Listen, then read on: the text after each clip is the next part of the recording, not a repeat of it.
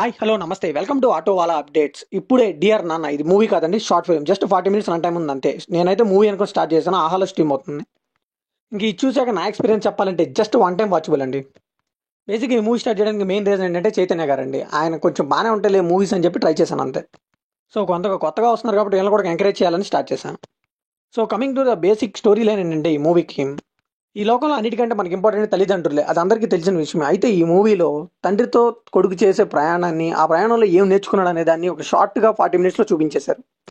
ఓ ఈ మూవీని ఫ్యామిలీతో చూడొచ్చు అంటే ఎస్ చూడొచ్చు, అడల్ట్ కంటెంట్ ఏం లేదు.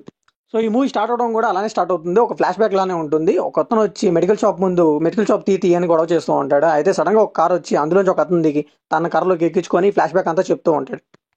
గిమూలో పాజిటివ్ విషయానికి వస్తే పర్ఫార్మెన్స్ చాలా బాగున్నాయండి. అండ్ తండ్రి ప్రేమని బాగా చూపించే స్ట్రెస్ చేసే పాయింట్లు చాలా బాగా నచ్చాయి. అండ్ కరోనా టైంలో ఎవరైనా పేరెంట్స్ని కోల్పోయి ఉంటే మాత్రం ఇది కొంచెం టచ్ అయ్యే ఛాన్స్ ఉన్నాయి. ఇంకా మిగతా అంతా కూడా కొంచెం ఆర్టిఫిషియల్ సీన్స్తో ఆ కరోనా టైంకి తీసుకువెళ్ళి ఏదో ఓల్డ్ కాన్సెప్ట్ లాగా అదే చూపిస్తూ ఉంటారు. ఇంకా నెగిటివ్ విషయానికి వస్తే డైలాగ్స్ కూడా పెద్దగా రాసుకోలేకపోయారండి, కొంచెం ఇంపాక్ట్ఫుల్గా రాసుకుంటే బాగుండేది. ఇంకా ఓల్డ్ కరోనా కాన్సెప్ట్ తీసుకొని అదంతా ఆర్టిఫిషియల్గా చూపించడం అది కూడా కొంచెం ఎక్కలేదు. సో ఇంకా మూవీ అంతా మనకు తెలిసినట్టే ఉంటుందండి. మధ్యలో లవ్ స్టోరీ కూడా అన్నెసరీగా పెట్టారని నాకు అనిపించింది. సో ఓవరాల్గా ఫైనల్గా ఈ మూవీకి మనం ఇచ్చే వర్డిక్ట్ ఏంటంటే, జస్ట్ టైం పాస్ కోసం జస్ట్ అలా కొంతమందికి టచ్ అవుతుంది కరోనా టైం అనుకుంటే మాత్రం ఒకసారి ట్రై చేయండి. మిగతా వాళ్ళకి అయితే అనవసరం అండి ఈ మూవీ. సారీ ఇది మూవీ కాదు, షార్ట్ ఫిల్మ్ టైప్ లాంటిది. మరి ఆహాకి ఎందుకు ఇచ్చారో నాకు అర్థం కావట్లేదు. యూట్యూబ్లో రిలీజ్ చేయొచ్చు డైరెక్ట్గా. సో ఇది కంప్లీట్లీ నా ఒపీనియన్ మాత్రమే. మరి ఈ మూవీ మీకు అనిపించిన కమెంట్లో షేర్ చేసుకోండి, లైక్ చేయండి, షేర్ చేయండి, వెళ్ళాము సబ్స్క్రైబ్ చేసుకోండి.